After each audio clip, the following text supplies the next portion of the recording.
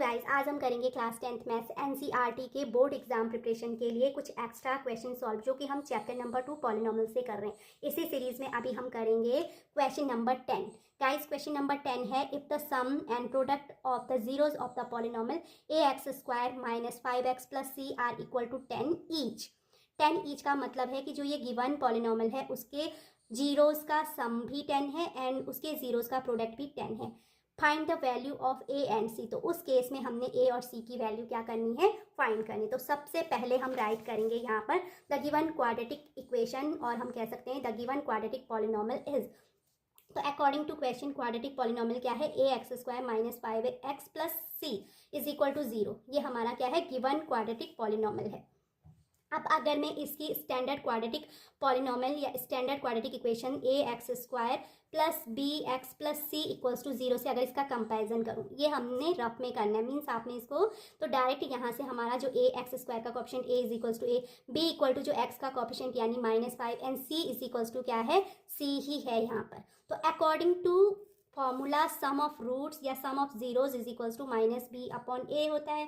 तो equals to में minus as it copy करूंगी, बट b की प्लेस पे हम लोग -5 राइट करेंगे and upon a is equals to a ही है, तो माइनस इंटू माइनस प्लस हो जाता है। तो ये हो जाएगा b/a equal to 5/a, that is our sum of roots. But according to question sum of roots और sum of zeros is equals to 10 है। This implies that 5/a is equals to 10। 5/a की value क्या हो जाएगी, 10 हो जाएगी। अब हम क्या करेंगे, क्रॉस मल्टीप्लिकेशन से 10 इक्वल टू 5 यानी a इज इक्वल्स टू 5/10 यानी a की वैल्यू कितनी आ जाएगी, 1/2।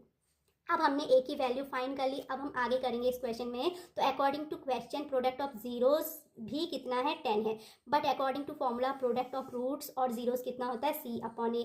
तो यानी इसकी वैल्यू क्या आ जाएगी, हम यहाँ पर वैल्यूज पुट करेंगे तो c की प्लेस पे मैं क्या रखूंगी, c ही रखूंगी अपॉन a, और a की वैल्यू हमने 1/2 फाइंड करी है। अब मैं इसको सॉल्व करूंगी तो ये कितना हो जाएगा, product of roots is equal to 2c हो जाएगा। Okay, but according to question हमारे पास अगेन क्या गिवन है, प्रोडक्ट ऑफ जीरोज और रूट्स भी कह सकते हैं equals to 10। That means 2c is equals to कितना हो जाएगा, 10 हो जाएगा। तो यहाँ से c की वैल्यू कितनी आ जाएगी, 10/2 यानी 5। तो फाइनली हम राइट करेंगे a is equals to 1/2 and c is equals to 5। That is our answer. तो आई होप गाइस आपको क्वेश्चन नंबर 10 भी अच्छे से क्लियर हो गया होगा। ये क्वेश्चन भी बोर्ड एग्जाम के लिए बहुत इंपॉर्टेंट है, मोस्टली पूछा जाता है। अगर आपको इससे रिलेटेड कोई भी क्वेश्चन आपके माइंड में हो या कोई भी क्वेरीज हो तो आप प्लीज़ कॉमेंट सेक्शन में राइट करके अपने डाउट को क्लियर कर सकते हैं।